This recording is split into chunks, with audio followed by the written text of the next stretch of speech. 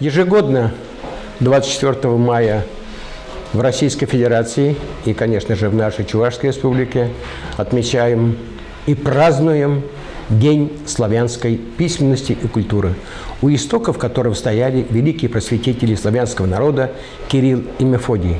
Необходимо отметить то, что в этом празднике принимают участие не только профессиональные коллективы, это и симфонические оркестры, и камерные оркестры, и наши хоры, любительские хоры. Очень отрадно отметить данные мероприятия, что и детские хоры также принимают участие в этом празднике, а также и хоры ветеранов труда и войны.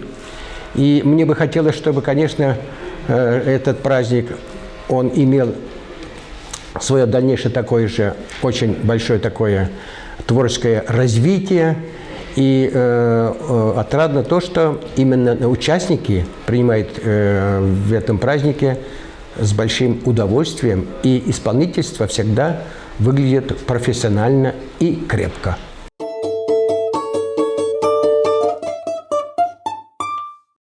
Сегодня, 24 мая, вся наша замечательная страна отмечает праздник День славянской письменности. От имени Чувашского регионального отделения Всероссийского хорового общества я хочу поздравить всех жителей нашей республики с этим замечательным днем.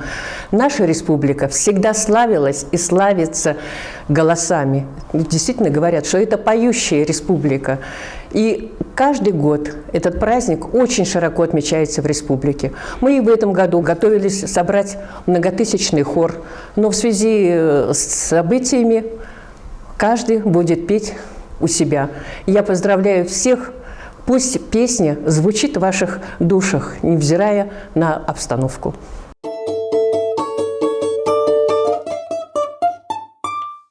С праздником, дорогие друзья!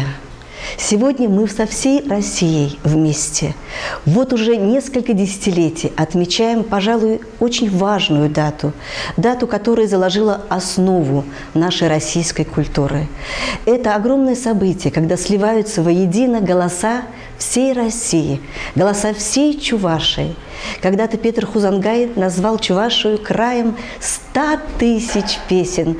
И мы уверены, что каждый год, и в том числе сегодняшний день, прибавит нам голосов. Будут петь все, и взрослые, и дети. Это очень важно. Связь поколений одновременно развивает в нас и сильнейшие патриотические чувства, гордость за свою духовную ценность, за свою высокую культуру. Мы желаем всем здоровья, творческого взлета. Пусть не умолкают наши песни.